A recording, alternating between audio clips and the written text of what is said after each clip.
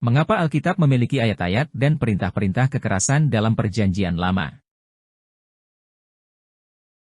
Interpretasi kontekstual.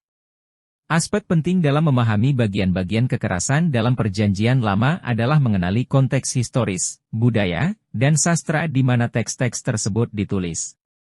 Pendekatan ini menekankan bahwa teks-teks ini tidak dapat dipahami atau diterapkan dengan tepat tanpa mempertimbangkan latar belakangnya. Pemahaman progresif tentang Tuhan. Ada konsensus umum bahwa Alkitab merepresentasikan wahyu progresif tentang karakter dan kehendak Tuhan. Perjanjian Lama dipandang sebagai tahap awal dalam wahyu ini, dengan Perjanjian Baru, khususnya ajaran Yesus, memberikan gambaran yang lebih lengkap tentang sifat dan maksud Tuhan buat manusia. Hermeneutika kristosentris.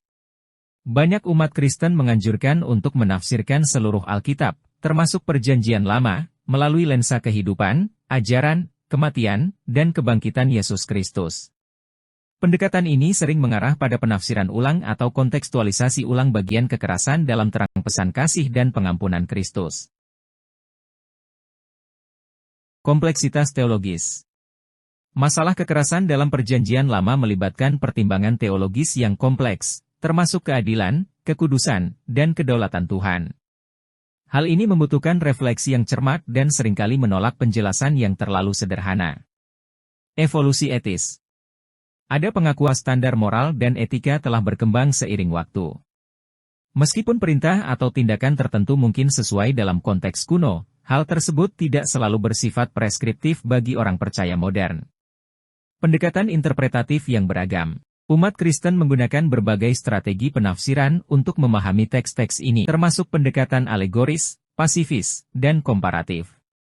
Keragaman ini mencerminkan kompleksitas masalah dan tradisi teologis yang berbeda dalam kekristenan. Dialog berkelanjutan.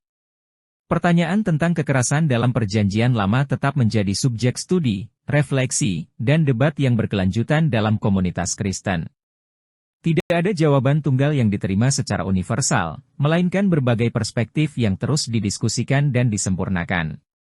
Pandangan tentang karakter Tuhan. Sambil mengakui bagian-bagian yang sulit, banyak umat Kristen menekankan pentingnya menyeimbangkan ini dengan banyak ungkapan kasih, belas kasihan, dan kasih sayang Tuhan di seluruh Perjanjian Lama dan Baru.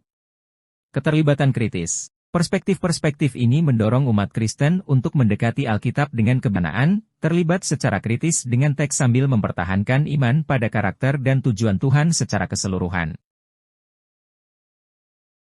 Relevansi untuk etika kontemporer. Sementara bagian-bagian kekerasan sering dilihat sebagai spesifik untuk konteks historis mereka, prinsip-prinsip dasar keadilan, kekudusan, dan kedaulatan Tuhan dianggap relevan untuk membentuk etika Kristen saat ini.